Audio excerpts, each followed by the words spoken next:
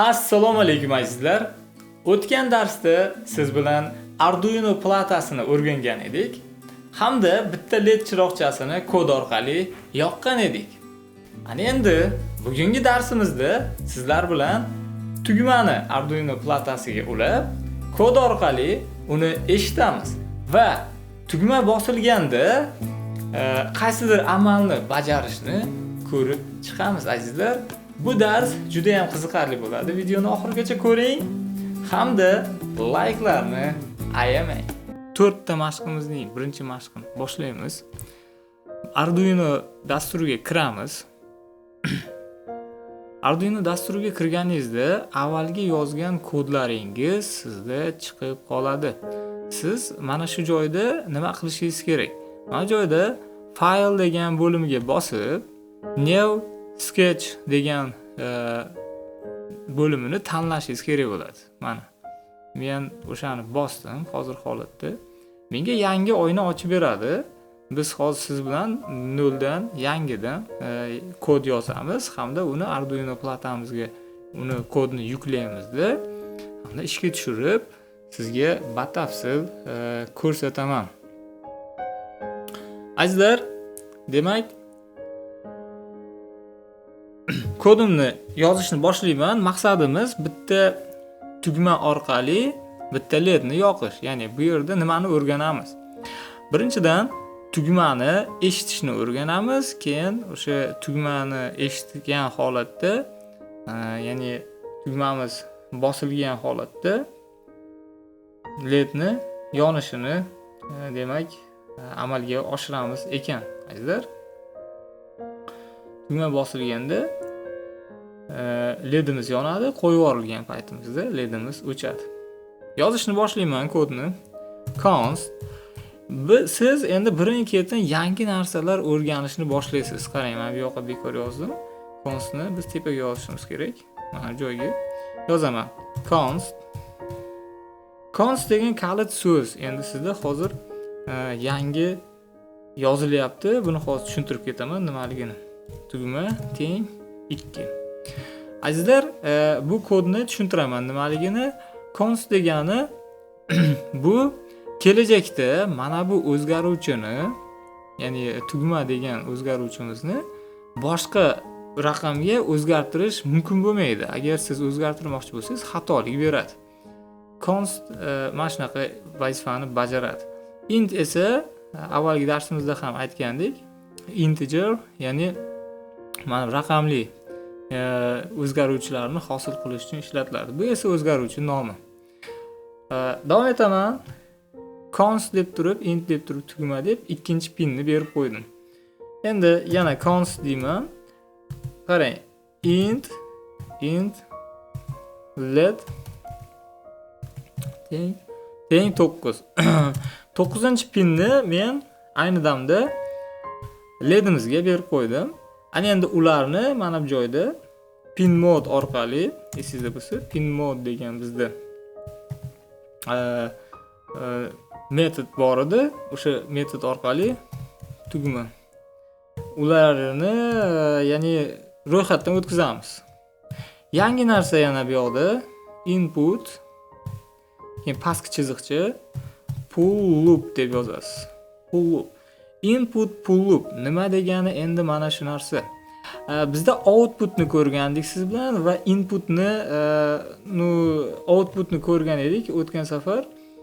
Va bu yerda endi input pull loop degani bizga ya'ni boshida o'sha pinimiz high turadi, ya'ni 5 volt turadi doim.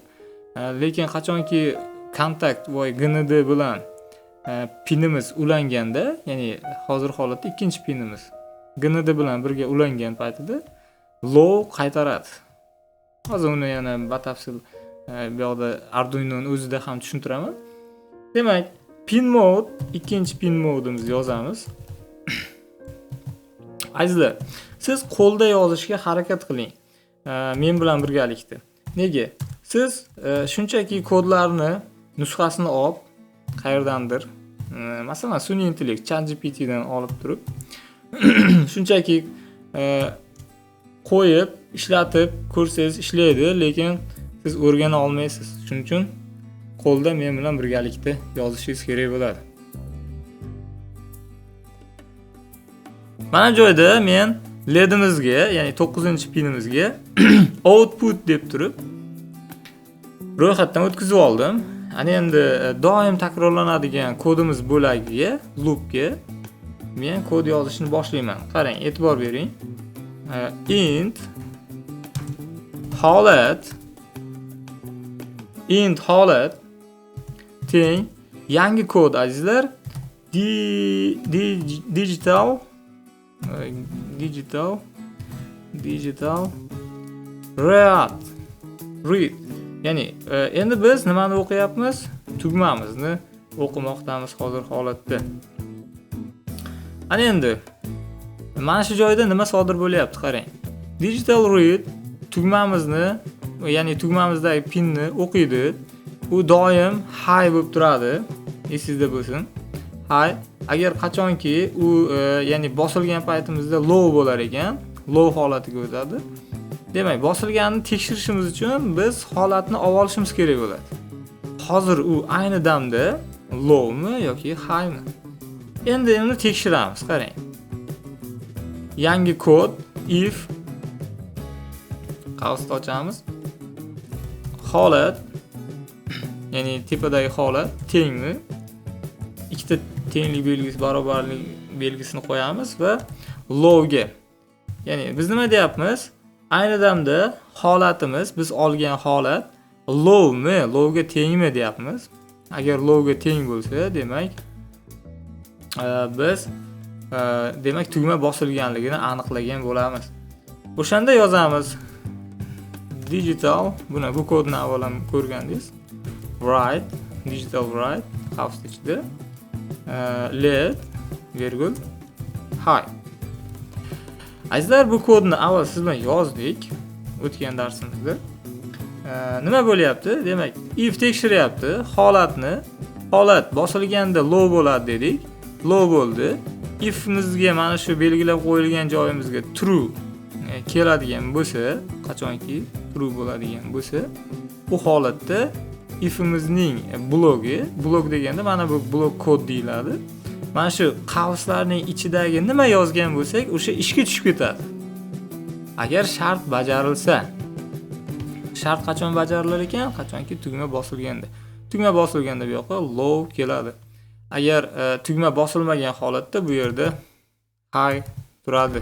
Azizlar, bu shunchaki men yozdim bu yoqqa tushunishingiz uchun.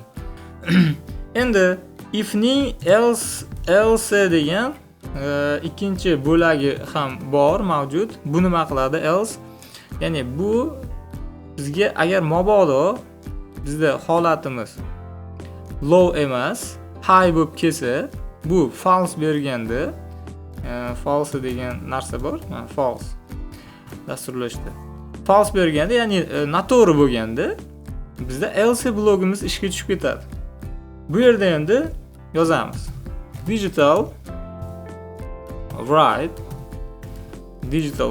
azizlar, yana LED keyin low deb yozib qo'yaman. Mana. Xo'p, azizlar, shu bilan biz mana shu kodimizni tugatdik. Bu juda ham yaxshi. Men endi bu yerda hozir Arduino'ning kamerasini yoqaman va navbat bu yoqqa o'taman. Bu tomonni to'xtatib turaman. Qarang, run qilishni birinchi run qilib oraylik. Mana qarang. Menda select board turibdi. Ya'ni bu yerda Arduino tanlanmagan ekan. Bu mana sizda ham mana shunaqa bo'lib turadi, yangi ochgan paytingizda. Shuning uchun men buni ataylab men hozir oxirigacha ko'rsatish maqsadida boardni tanlashni yana bir marta ko'rsatib o'raman. Arduino Auro board. Menda Arduino Uno, sizda boshqacha bo'lishi mumkin. Masalan, Nano bo'lishi mumkin, Mega bo'lishi mumkin. Siz Unoni, masalan, Uno bo'lsa, sizda Unoni tanlaysiz. Qarang, yana bitta narsa bor. Port degan narsa bor. Portni ham men COM4 degan portni tanlab qo'yaman. Mana endi Arduino Uno deb turib, menda ko'rindi. Azizlar, menda Arduino ulangan kompyuterimga hozir ishga tushirib o'raman. Hamda ishga tushirish bilan birgalikda men start bu yoqda videoni ham zapisini bosib yubordim va ishga tushirish tugmasini bosdim. Bu jarayonni ikkalasini birga qo'shishga harakat qilaman. Mana azizlar, menda dona uploading dedi, hech qanaqa xatolik bermadi. Sketch uses 892 bytes dedi, 2% xotiradan joy olyapti ekan mening dasturim. Azizlar, ko'rdingizmi qancha dasturni, ya'ni buni xotirasiga solishimiz mumkin. Yaxshi, endi bu ekranni men yopaman va bu yerga o'tamiz, mana bu joyga. Xo'p. Azizlar, endi keling, biz tushunishga harakat qilamiz. Bu yerda nima sodir bo'ldi? Siz bilan. Hozir men bitta mayli. Tak. Keling, men hozir mana bu ignacha bilan ko'rsatishga harakat qilay, chunki tushunishingiz uchun. Endi qarang, azizlar. Bizda mana tugmamiz turibdi. Tugmamizda bitta oyoqchasi va ikkinchi oyoqchasi bor. Agar men tugmani bossam, mana bu oyoqchasi bilan mana bu oyoqchasi bilan bu oyoqchasi o'zaro ulanadi ichki tomondan, to'g'rimi? Ha. Va bizda bitta led ham bor ekan, mana bu joyda. Ko'rib turibsiz, ledimizning men tomondagi oyoqchasi anod va u tomondagi oyoqchasi katod bo'lib turibdi. Keling, to'g'riroq hisob qo'yaylik. Mana. Mana shunday hisob qo'yaylik. Mana. Azizlar, ichidan ham ko'rinib turibdi. Men tomonda anod, narigi tomonda katod. Endi ikkinchi pin bilan GNDga tugmaga biz boyagi ikkita jumper kabel tortamiz. Esingizda bo'lsa, ikkinchi pinni biz belgilagandik tugma uchun. 9-pinni esa biz kim uchun belgilagandik? Albatta, bizning ledimiz uchun belgilagan edik. Men bitta azizlar, bu yoqda rezistor ham oldim. Ko'rib turibsiz. Rezistorni mana bu ledimizning mana shunday qilib ledimizning katodiga ulab qo'ydim. Anodiga esa 9-pinni ulayman. Yaxshilab e'tibor bering. 9-pinni mana bu yoqda 9-pin. 9-pinga tiqdim jumper kabelimni va mana bu oyoqqa, ya'ni anodiga uladim 9-pindan tortib. Endi tugmaga jumper kabel tortaman. Endi iloji boricha vaqtni tejashga harakat qilaman, chunki ko'rib turganingizdek, mana. Qarang, bu yerda GNDga ulayman, qarang. Ya'ni yerga GNDga uladim. Va bizning pinimiz ikkinchi pin edi, azizlar. Tugmaning ikkinchi joyi, ikkinchi oyog'iga, mana bu oyog'iga. Tugmaning ikkinchi oyog'iga sal yorug' qilay. Tugmani ikkinchi oyog'iga ikkinchi pinni ulayman, azizlar. Mana bu 0 1 2 mana uladim. Xo'p, dasturimiz ishga tushgan, azizlar. Hozir buni miyasida mana bu joyda dastur o'rnatilgan. Tugmani bossam, inshaalloh mana bu chiroqcha yonadi hozir. Qarang. Bosdim. Xo'p, hozir menda tugmam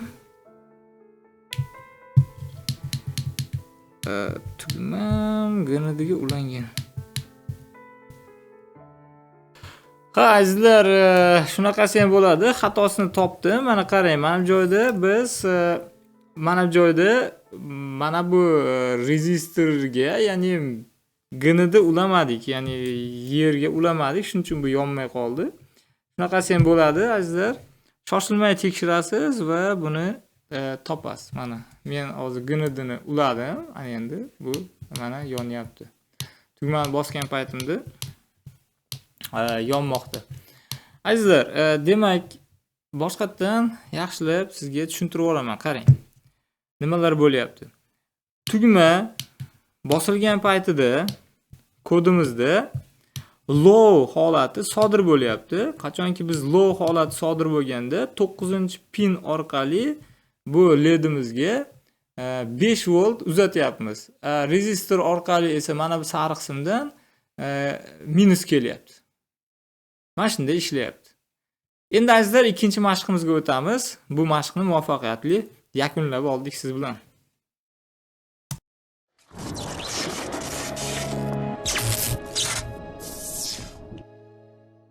O'tgan 5-darsimizning pulli qismi haqida qisqacha ma'lumot beraman. Bu darsda siz 6 ta amaliy mashq orqali Arduino va LED chiroqlari bilan ishlash bo'yicha bilimlaringizni yanada mustahkamlaysiz. Har bir mashq real loyiha ko'rinishida tushuntiriladi. Dars narxi atiga 10.000 so'm. Agar chuqurroq o'rganmoqchi bo'lsangiz, Telegram orqali murojaat qiling. Azizlar, ana endi siz bilan biz ikkinchi mashqimizga o'tamiz. Ikkinchi mashqimiz uchun ham yangi sketch ochib olamiz. Qarang, new sketch deb yozdim. Mana ochilmoqda. Qarang, bu endi bu yerga qanaqa kodlar yozamiz, azizlar. Qarang, boya tugmani bosgan paytimda demak, chiroq yonayotgan edi va yana qo'yib yuboradigan bo'lsam, o'chayotgan edi. Endi biz nima qilamiz? Tugmani bosgan paytimizda chiroq yonadi, yana bir marta bosgan paytimizda esa chiroq o'chadi. Mana shu ishni amalga oshiramiz siz bilan. Keling, kodlarni yozishni boshlaymiz.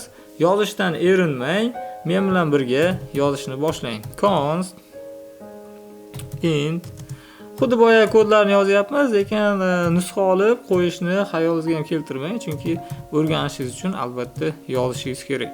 Qanchalik ko'p yozsangiz, shunchalik yaxshi bo'ladi. Let's qarang, mana shu yerda xato qildim. Tugma deb yozishim kerak edi. Xatolar bu yaxshi, xato qilib turib pishasiz, azizlar. 9-pin. Mana shunday. Endi mana shu joyda yana yangi narsa o'rganamiz. Siz bilan bool degan kalit so'zni o'rganamiz. Bool degan kalit so'z bu nima? Bool dasturlash tillarida boolean degan narsa bor. Ya'ni rost yolg'on degan ikkitagina qiymat oladi bu. Yoki 0 yoki 1, yoki rost yoki yolg'on. Mana shunaqa. Hozir holatda men bool deb yozdimda va let holat deb yozaman. Let holat deb yozdim. Teng false deb yozdim. Mana. Azizlar, bu letning hozirgi holati bo'ladi, ya'ni yonganmi yo'qmi. Agar false true yoki mana shunaqa o'zgartiramizda, uni hozir kod davomida asta-asta ko'rib borasiz. Yana ikkinchi bizda boolean ham mavjud bo'ladi. U boolean eski holat degan, bu tugmaning holatini olib turishimiz uchun eski holat high bo'ladi bizda. Boya aytganimda, bizda tugma agar bosilmagan holatda bizda high bo'lar ekan, bosilgan holatda low bo'lar ekan, shundan foydalanamiz. Azizlar, pin mode bu kodni ko'p bor yozyapsiz. Mana shu joyda qarang, mana bu yerga katta O qilib qo'ydim. Mana shu xato. Pin mode ishlamaydi, azizlar, xato beradi. Shuning uchun siz to'g'ri yozing, qarang. Tugma virgul input pastki chiziqcha pull loop. Mana shunday. Bu tugmaning pini edi. Hech narsa o'zgarmayapti, e'tibor bering. 9 va 2-pin. Ya'ni boya biz breadboardga tiqqan ledlarimiz va tugmalarimiz o'z holicha turaveradi. Bu nimamizda ham ishlaydi, loyihamizda ham. Pin mode yana katta o'qib qo'ydim. Pin mode qavs. Endi bizda led virgul output.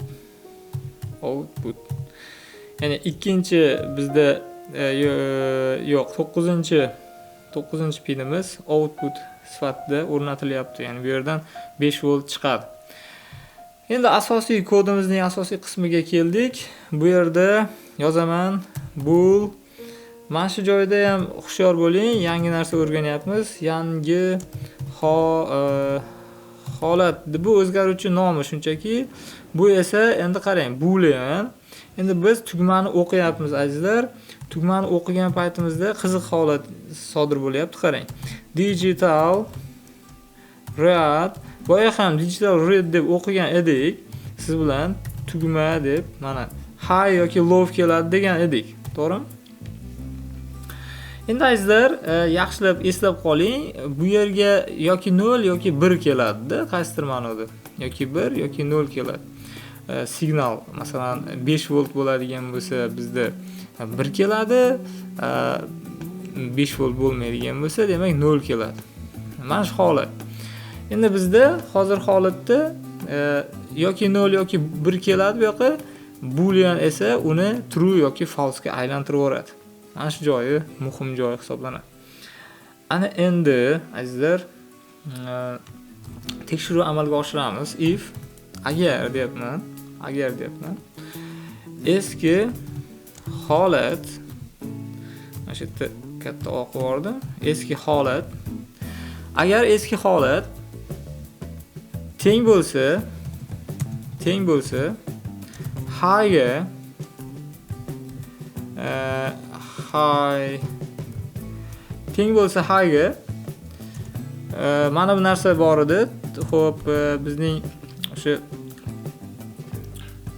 kodlarimizda avval yozgan darslarimizning pullik qismlarida adashmasam bor. Va operatori bu chap tomonni ham, o'ng tomonni ham tekshiradi. Agar ikkalasi ham true bo'lsa, o'shandagina true deb belgilaydi. Hozir yana yozib olay, tushuntiraman. Yangi holat. Mana azizlar. Teng low. Mana yozib bo'ldim. Keling tushuntiray nima bo'layotganligini. Demak, hozir men kodni yozib olay. Led holat teng yangi kod azizlar, mana bu ham led holat. Mana bu ham yangi kod. Unda belgisi siz uchun endi o'rganayotganlar uchun yangilik. Keling endi biz mana shu joygacha kodimiz ko'paymasidan bir o'ylab nima qilib olaylik. Ya'ni nima ekan, bu yoqda nima bo'lyapti, o'sha nimalar sodir bo'lyapti tushunib olaylik. Demak, bizga yoki tugma bosilgan paytida low kelyapti. Low demak 0, bizda signal 0 ya'ni false, ya'ni agar tugma bosilmaganda bu yoqqa high kelyapti, demak u high nima bo'ladi? Bizda demak true. Endi qarang azizlar. Mana joyda eski holat bizda high, to'g'rimi? High mi deyapmiz? Eski holatimiz bizda high. Ha, yaxshi. Bu true berdi. Va operator har ikki tomonni tekshiradi dedik. Endi chap tomonni true berdi. Endi o'ng tomonni tekshiradi. Yangi holatimiz low mi? Agar tugma bosilmaganda azizlar, bu yoqda nima bo'lardi? Albatta high bo'lardi. Tugma bosilgandagina low bo'lardi.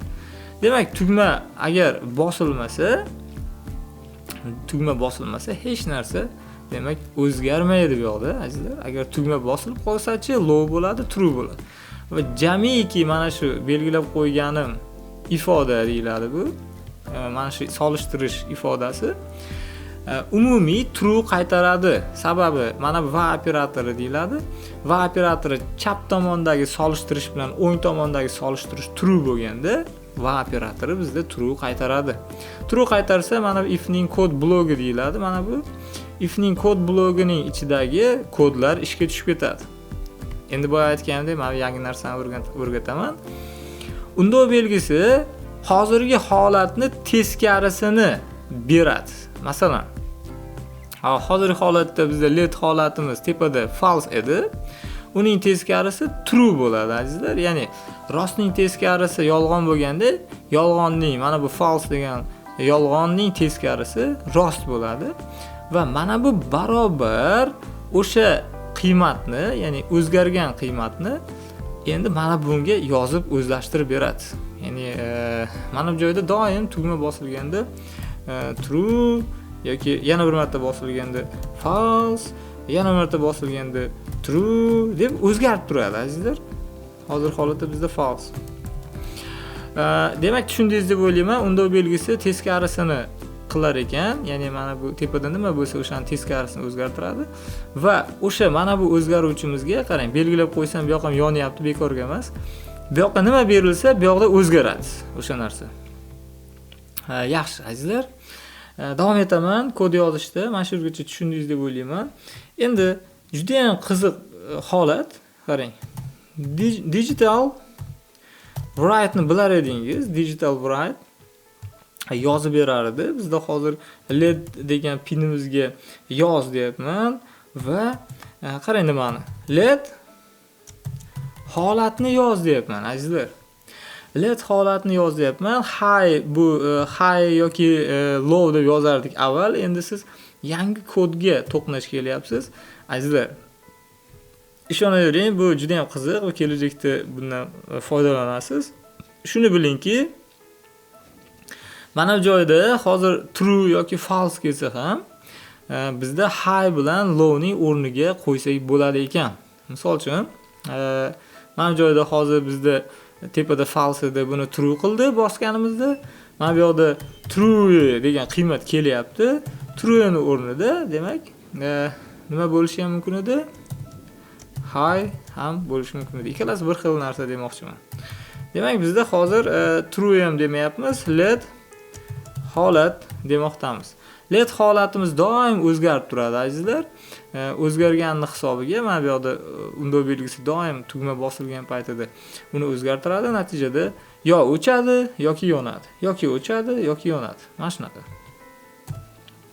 Azizlar, tugmamizni aniq o'sha bosilayotgandagi holatini aniqlab olishimiz uchun oraga 200 millisekund delay berib qo'yaman. Sababi masalan tugma bosilgan paytingizda kontaktlaringiz tegib-tegmay mana shunday o'ynashi mumkin. Shuning uchun aniq biz tugma bosilganini sezishimiz uchun ozgina debounce deyiladi. Ya'ni debounce tebranishni oldini olish uchun delay qo'yiladi. Demak, azizlar, mana shu joyda endi keyingi narsa bor, ya'ni if dan keyin mana bu joyda old eski holatimiz bor edi. Eski holatimiz mana tepadagi. Mana qarang, hozir. Mana eski holatimiz high turibdi. Eski holatimizni aniqlab olishimiz kerak. Endi biz masalan eski holatimiz mana bu joyda yangi holatni eski holatga beramiz. Tugmani balkim bosib turgandir u odam, to'g'rimi? Demak, tugmani agar bosib turgan bo'lsa, uni nima qilishimiz kerak bo'ladi? Yana o'shani berishimiz kerak. Tugmani qo'yib yuborgan bo'lsa, yana high holatiga kelish kerak bo'ladi. Yozaman, eski holat doim high bo'lishi uchun yangi holatni bunga o'zlashtirib qo'yamiz. Yangi holat. Yangi holat. Masalan, tugmani bir marta bosdi odam, bosib turibdi, qo'yib yubormayapti. Demak, qo'yib yubormagan payti mana low bo'ladi. Bu yoqqa ham low yoziladi eski holatga. Agar keyingi safar aylanishda mana bu low bo'ladigan bo'lsa, mana bu if ishlamaydi. Sababi va operatori shunaqa shart qo'yadiki, chap tomondagi tekshiruv ham, o'ng tomondagi tekshiruv ham true bo'lish kerak degan shart qo'yadi. Azizlar, aziz o'quvchilar, bitta narsa, to'g'ri, murakkab, tushunish qiyin bo'lishi mumkin sizga, lekin harakat qiling tushunishga. Agar tushunmasangiz kommentariyalarda yozing, erinmasdan yana tushuntirib beraveramiz. Muammosi yo'q uni, maylimi azizlar? Demak, endi kodimiz tayyor bo'ldi. Ishga tushirib tekshirib ko'ramiz. Men boyagi holatda, ya'ni birdaniga bu yoqda kamerani yoqaman hamda realniy holatda ikkalasini qo'yishga harakat qilaman. Mana bu tugmani bosdim. Kodimizda xatolik bersa uni to'g'rilaymiz. Lekin bu yerda xatolik bermadi azizlar. Mana hammasi juda ham go'zal tarzda yuklandi. Endi bu tomonni ko'rsataman, qarang. Demak, tugmani Masalni ochib bosishga harakat qilamiz. Qarang, bosaman. Bosdim. Yonib turganini ko'ryapsiz. Yana bir marta bossam, o'chdi. Qarang, yana bir marta bossam, yonib turibdi, o'chmaydi. Mana yonib turaveradi. Qachonki yana bir marta bossam, o'chadi. Demak, ikkinchi mashqimizni ham siz bilan muvaffaqiyatli bajardik. Tabriklayman.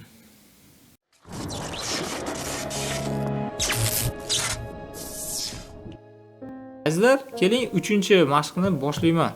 3-mashqda endi tugmani bosgan paytimizda yorqinligini oshirib boradigan qilamiz. Yorqinligini, ya'ni PVM pinlar orqali boshqaramiz.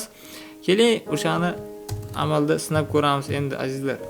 Qo'lda yozing, har bitta mashqimizning kodlarini qo'lda yozib, takror yozavering. Chunki o'shanda siz boyagi Arduino'da yaxshi kod yozib, kelajakda o'zingiz loyihalaringizni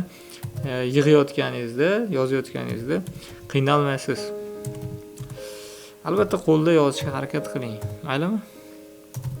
Const int let barobar 9. O'ylaymanki, mana sizga ham yod bo'lib ketmoqda. Ana endi int, qarang, mana shu joyda const qo'ymayapman. Int yorqinlik deb yozaman. Yorqinlik darajasi boshida 0 bo'ladi. Mana buni analog, esingizda bo'lsa, analog write-ni o'tgan edik darsimizda. Analog write-ni ichiga solamiz buni. Ya'ni endi yana bizga boolean kerak bo'ladi.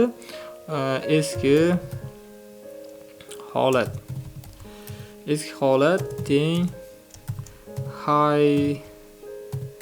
high deb qo'yaman. Mana eski holat teng high. Yaxshi ketyapmiz azizlar. Endi pin modlarga keldik. Pin mod house ichida topinchi tugmamizga qanaqa pin mod berardik? Input pastki chiziqcha pull up. Agar topgan bo'lsangiz juda ham xursandman. Ana endi ikkinchisi pin mod. Ledimizga qanaqa pin mod berardik? Led. Albatta output. Azizlar, output ya'ni chiqish pini 5 volt chiqaradi. Agar mana shu pinimizga, ya'ni led pinimizga high beradigan bo'lsak. Loopni ichiga kiraman. Azizlar, tezroq yozishga harakat qilaman, chunki 4-mashqimiz ham bor. Vaqt juda ham cho'zilib ketadi bo'lmasa. Yangi holatni olamiz. Digital read orqali. Mana azizlar, bunga nima berardik? Albatta tugmani beramiz. Tugma, pastga tushaman. Bu aytganda yozishdan erinmang hech qachon. Ana endi azizlar, ana endi if orqali tekshirishni boshlaymiz. Yozaman if. Keling, ozgina joy tashab qo'yay bunday qilib. If. Xo'p, nimani tekshirardik azizlar? Eski holat tengmi? Yani tepada eski holat tengmi? High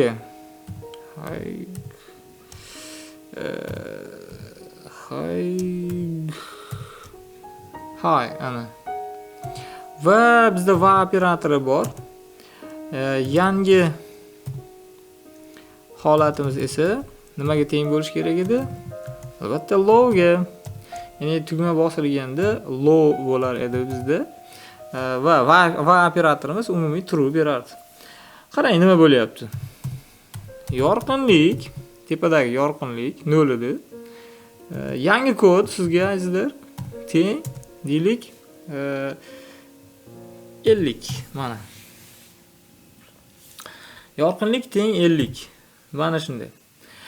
Ana endi mana shu joyda qiziqarli joylar boshlanadi. Nima bo'lyapti? Tugma bosilgan paytida har safar yorqinlikka 50 qiymati qo'shiladi. Masalan, Birinchi safar bosilganda 50 bo'ladi, ikkinchi safar bosilganda 100 bo'ladi, keyingi safar 150 bo'ladi. Mana shu tarzda oshib boraveradi. Pinlarini o'zgartirmadik, ko'rib turibsiz. Ana endi keyingisi azizlar, keyingi jarayonda biz bitta narsani aniqlab olishimiz kerak. Masalan, tugmani bosaversangiz, lekin u 250 dan oshib ketadi bora-bora. Masalan, bossangiz u 350, 400 dan bo'lib ketadi. Lekin bizga maksimalni 250 kerak. Nima uchun? Analog write uchun. PWM pinlari maksimal 5 volt chiqarish uchun, demak, necha qiymat olar edi esingizda bo'lsa? Albatta 255 edi. Shuning uchun biz uni quyidagi tarzda shart asosida tekshirib olamiz. Agar yorqinlik katta bo'lib ketsa, 255 dan u holda, qarang. U holda nima bo'lsin? U holda yorqinlik teng bo'lsin 0 ga. Qarangda zo'rligini. Qachonki biz bosganimizda 250 bo'ladi. Yana bir marta bossak 300 bo'lgan paytida yorqinligimiz avtomatik 0 ga tushib qolaveradi. Mana shu kodimizdan keyin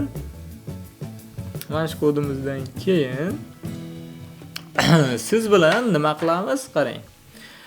Analog write ni chaqiramiz. Analog write LED. Analog write da sizda bo'lsa raqamlar berardik. Biz endi bu yoqqa yorqinlik berib o'ramiz. Yorqinlik beradigan bo'lsak, nima sodir bo'ladi azizlar? Albatta, bu yerga turli xil o'zgargan holatdagi yorqinliklar kelishni boshlaydi. Va oxirida mana bu ifning blogidan keyin mana bu joyda, ifning blogi o'zini ishini bajargandan keyin mana bu joyda eski holat teng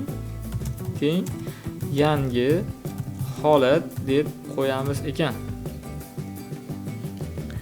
Azizlar, eski holat teng yangi holat dedik. Ya'ni bu nima uchun edi? Tugma agar bosilib turgan bo'lsa, qo'yib yormagan bo'lsa hali o'sha odam 50 qo'shmaydi. Nimaga? Chunki mana bu joyda eski holatimiz har doim low bo'lib turadi. Natijada mana bu false bo'ladi. Agar qachonki tugmani qo'yib yorgan paytida mana bu joyga high keladi. Keyin eski holatimiz mana bu joyda ifdan o'tmaydi. Nimaga? Chunki yangi holat low emas, high. If blogi ishlamaydi. Keyingi safarda mana bu joyda high bo'lgandan keyin keyingi safar yana odam bosgan paytida low bo'ladi. Ya'ni yangi holatimiz low bo'ladi. High bo'ladi bu holatimiz ham, eski holatimiz ham. Natijada yana qaytadan bizda 50 qo'shilib, mana bu if ishga tushib, agar bu ham ishlamasa, demak analog write LEDimizni yorqinligini darajasini belgilab beradi. Kodimiz tayyor ishlatishga. Ana endi men odatimizga ko'ra mana bu yoqdan kamerani sozlayman va yaqinlashtirib qo'yaman. Va kamerani ishga tushiraman. Mana ishga tushirdim va kodimizni yuklashni boshlayman azizlar. Yukladim, men yuklayapman. Qarang, bizda kodimiz yuklansa, chiroqchamiz o'ynar edi. Mana. Kodimiz yuklandi, hammasi joyida, xatolik yo'q. Bu juda ham quvonarli holat. Endi men mana bu tugmachani qarang, bosaman. Yondi, salgina yondi, yana bosaman. Tiniqlashyapti, yana bosaman, yorqinlashyapti. 150 bo'ldi bizda. Yana bosaman, yanada yorqinlashdi. Yana bosaman. Mana borgan sari yorqinlashib, oxirida mana yorqinlashib, keyin oxirida o'chdi. Mana. Endi qachon o'chadi azizlar? Qachonki 255 dan oshib ketsa. Bosdim. Yana bosdim, yorqinlashdi, o'chdi. Bunday ko'rinadimi deymanda, mana. Va bunday yaxshi ko'rinar ekan. Sezayotgan bo'lsangiz kerak, mana bir 50 bu 100, 150, 200, 250, bitta bo'lsa, yana hozir menda boyagi debounce qo'yish kerak edi mana shu joyda. Azizlar, keling, debounce qo'yaman, boshqatdan yuklab yuboramiz keyin yana kodimizni. Biz o'sha narsa qolib ketdi, ya'ni delay bermadik, mana analogdan keyin, shuning uchun o'ynayapti, qarang. Delay ozgina ushlanish bermadik. 200 millisekund berishimiz kerak edi. Keling, run qilib yuboraman. Mana boshqatdan yuklayapman kodimni. Yukladim, azizlar. Mana endi bosaman, qarang. Mana bosdim. 50, 100, 200, 250, 300 bo'lganda o'chdi mana. Ko'ryapsizmi? Hammasi juda ham a'lo darajada ishlayapti. Endi keyingi 4-oxirgi mashqimizga o'tamiz. Stopni bosaman.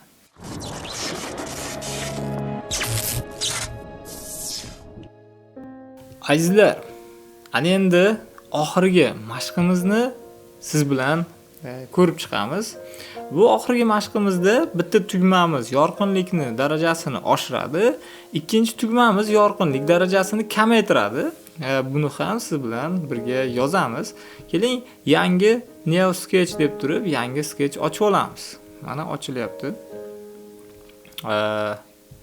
Mana. Azizlar, mana ochib oldik. Ana endi keling, biz yozishni boshlaymiz kodni. Xo'p. Boshladim. Const xuddi boyagi kodlar takrorlanyapti, lekin sizda shunaqa tushuncha paydo bo'lsinki, qancha ko'p yozsangiz, hali aytganimdek, shuncha malakangiz oshib boraveradi. Yozing, tugma plus. Endi bizda bu loyihamizda ikkita tugma qatnashadi. Birinchisi ikkinchi pinga ulangan bo'ladi. Tugma minus, mana shu alt shift pastki strelkani ishlatsangiz bo'ladi, lekin bir xil narsalar uchun. Minus. Tugma minus, lekin u 3-pinda bo'ladi bizda. Sizlar ledimiz esa 9-pinda qoladi. Tak. Const int led teng 9-pin. Mana shunday. Yorqinlik darajamiz ham bo'ladi, lekin nima uchun const qo'ymaymiz? Yorqinlik darajasiga nima uchun? Kim kommentariy to'g'ri topadi? Qani, kutaman sizning javoblaringizni. Yorqinlik teng 0. Xo'p, bizda boolean bor. Eski plus bor. Plus, ya'ni plus holatini tugmamizning eski holati degani. High holatda bo'ladi bu. Qarang, alt shift bilan mana shu joylarda ko'paytirsangiz bo'ladi. Bemalol mana bu yerda minus deb yozish uchun. Azizlar, ko'ryapsiz. Endi void setup 3ta tugmamizni pin mode orqali, ikkita tugma va bitta ledimizni ro'yxatdan o'tkazib olamiz. Pin mode qausni ochib, ichiga yozaman. Tugma plus virgul. Tak. Input pastki chiziqcha pull up. Ana. Input pull up dedim. Pastga tushiraman va mana bu joyda nima deymiz? Minus deymiz. Qarang, hammasi juda ham oddiy. Mana shuni yana pastga tushirib turib, mana buni o'chirib, bunday qilib o'chirib, led deb yozib, virgul output deb yozishingiz mumkin. Yaxshi. Azizlar, pastga tushaman. Keyingi qadam mana joyda asosiy ishlarimiz shu joyda kechadi. Bu yerda ham o'sha o'tgan safargidek tugmalarimiz holatini doim eshitib turamiz. Hozir holatda bizning tugmamiz, birinchi tugmamiz, demak bu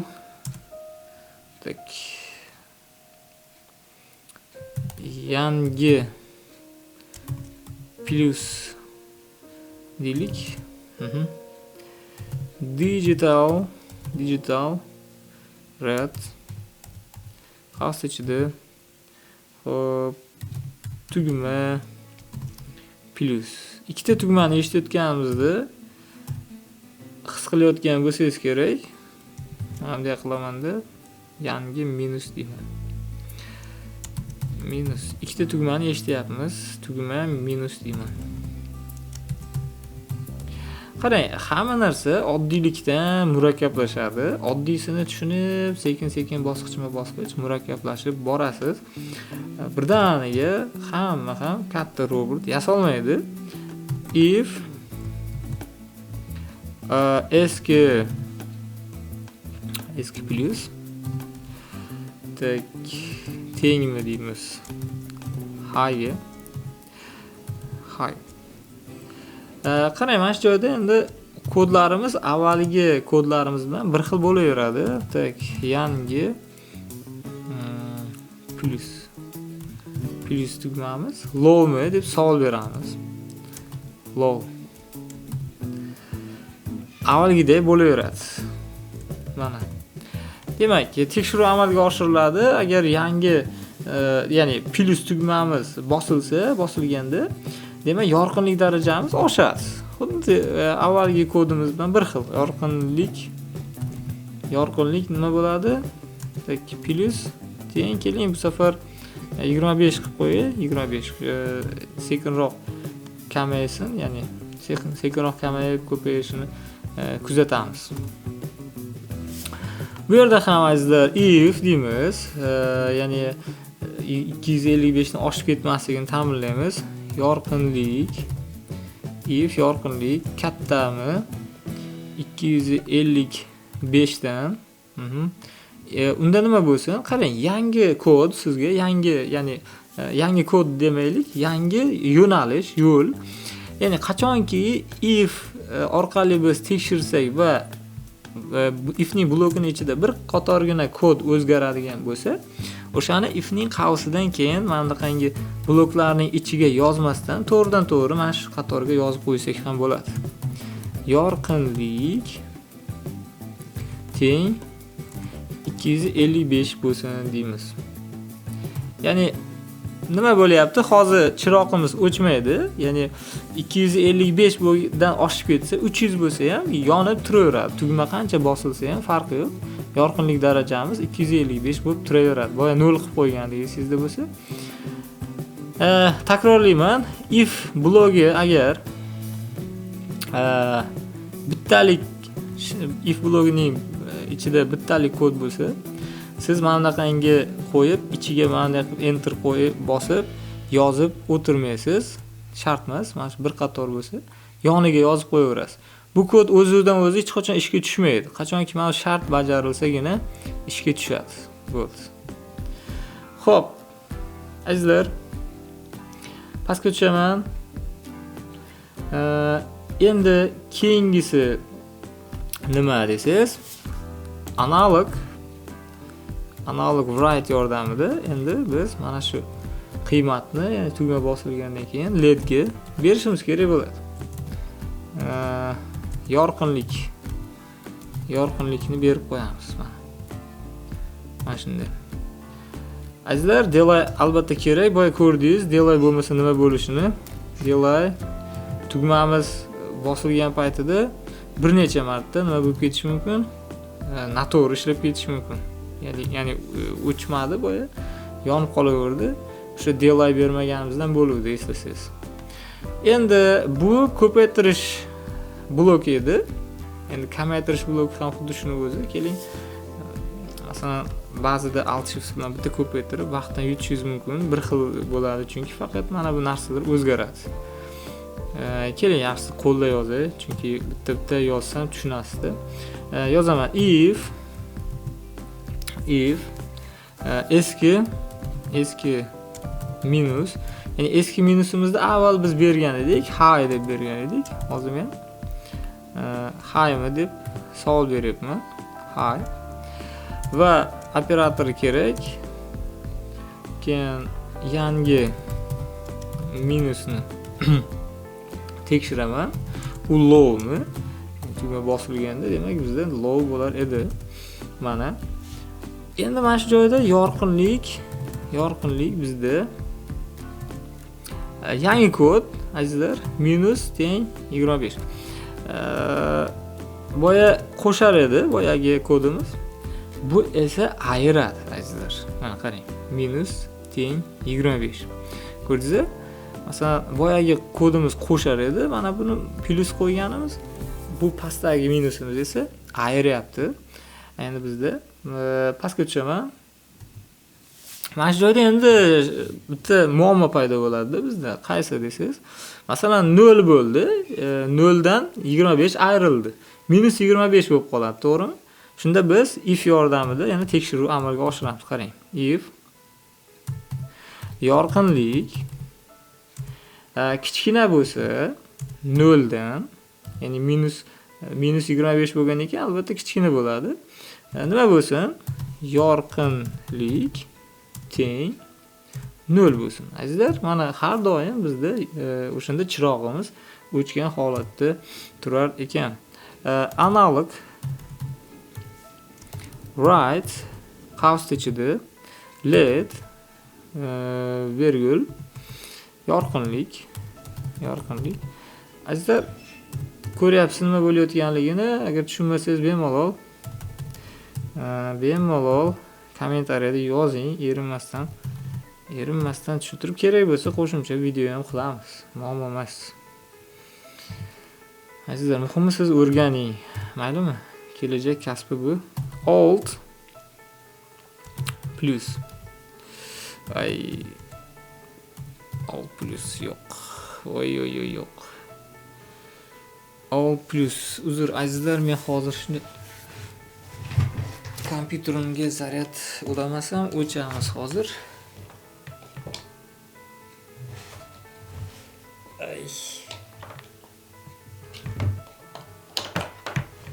O'chib qolmasligimiz uchun biroz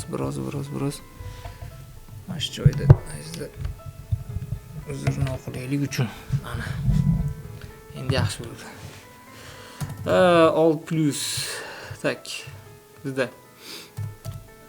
eski plus edi. Eski plus bizda teng yangi plusga. Bu nima uchun kerak edi azizlar? Eslang. Ya'ni bu tugma bosilib turgan holatda bizda low qilib turadi eski plus va eski minusni. Natijada tugma bosilib turgan paytida hech qanaqa ta'sir qilmaydi, ya'ni kodimizga, chunki ifimizning blogi ishlamaydi. Yangi minus. Mana. Xo'p, bu ya'ni mana bu joy. Mana. Doim high bo'lishi kerak bu, lekin bizdagi low kelib turgan bo'lsa, loop aylanayotgan paytida, mana bu eskimiz low bo'ladi-yu. O'shanda mana bu false bo'ladi. False bo'lgandan keyin va operatori umumiy tekshiruvni false qilib yuboradi. Umumiy tekshiruv false bo'lsa, demak, yorqinlik tushmaydi yoki ko'paymaydi. Buni hozir kodimizni ishga tushirganda yana o'zingiz guvoh bo'lasiz. Bizning kodimiz tayyor azizlar.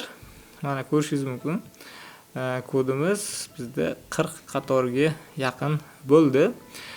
Endi men boyagi kamerani yoqaman hozir va sizga yuklanish jarayoni bilan ko'rsatishga harakat qilaman. Yuklanish jarayonini amalga oshiraman. Mana bu joyda strelkachani bosaman. Yuklanish jarayoni ketmoqda. Xatolik. Bu juda ham yaxshi. Qarang, nima xatolik bor ekan?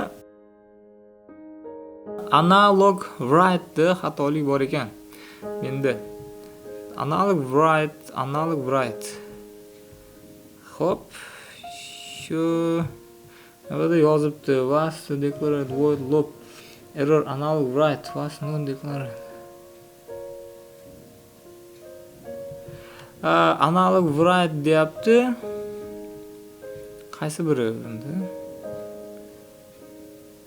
Analog write. Analog bright.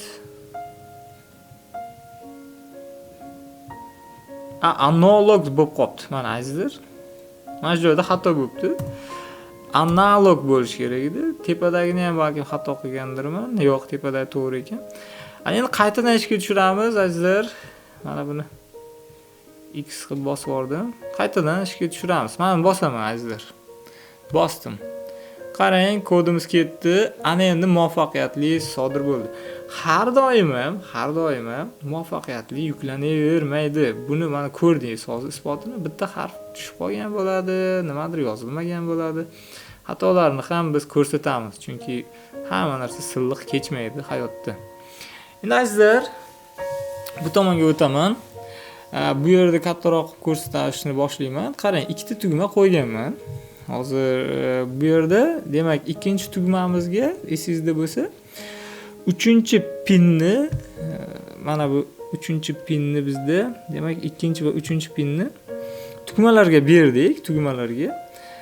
Va 9-pinimizda ledimiz har doimgi joyida turibdi. Qarang, men mana bu qora sim bilan bu yashil tugmadan gnida yer oldim. Yashil pinimiz bilan esa, mana yashil pinimiz bilan esa 3-oyoqchaga pinga tiqib qo'ydim. Mana 3-pinda turibdi, ko'ryapsiz mana. Endi sinab ko'ramiz. Demak, men yashilni bosdim, yondi, ko'rdingiz. Yana bosdim, tiniqlashyapti. Yana bosdim, yana tiniqlashyapti. Yana bosdim, yana tiniqlashyapti. Mana tiniqlashdi, maksimal tiniqlashdi. Bunisini bosaman. Qarang, kamayyapti. Sezyapsizmi? Kamaydi, o'chdi. O'chdi. Qarang, bosdim, tiniqlashdi. Bosib turdim, qarang. Tiniqlashib ketmayapti mana. Nimaga? Mana bosib tursam tiniqlashib ketmayapti. Sababi boya aytganimda, bosib turganingizda doim low bo'ladi. Shu kodimizda eski plus bor edi. Eski plusimiz doim low bo'lgani uchun if ishlamaydi. Shunisi hisobidan mana bu narsa sodir bo'lyapti. Xo'p, bu kodimiz umuman olganda qayerda kerak bo'ladi desangiz, ovozlarni baland qilish, pasaytirish yoki yorqinlik darajalarini baland qilish, pasaytirish, shunga o'xshagan joylarda bu usulimiz ishlar ekan. Azizlar, tabriklayman. 4 ta mashqimizni ham siz bilan a'lo darajada muvaffaqiyatli bajardik. Hammasini real ko'rdingiz, qanday jarayonlar kechganligini. O'ylaymanki, ko'p narsa o'rgandingiz. Bundan ham keyin bundan ham zo'r narsalar o'rgataman. Birgalashib ajoyib loyihalar, ko'p loyihalar qilamiz. Azizlar, shuning bilan bizning 6-darsimiz ham yakuniga yetdi. Hamma ham qimmat kurslarda o'qish imkoniga ega emas. Lekin iste'dod va qiziqish pul bilan o'lchanmaydi. Agar siz ham bilim hammaga yetib borishni istasangiz, videolarimizga like bosib, qo'llab-quvvatlang. Sizning bitta laykingiz bu darslarni yana yuzlab insonlarga yetib borishligini ta'minlaydi. Nasib qilsa, keyingi darslarda ko'rishguncha xayr, o'zingiz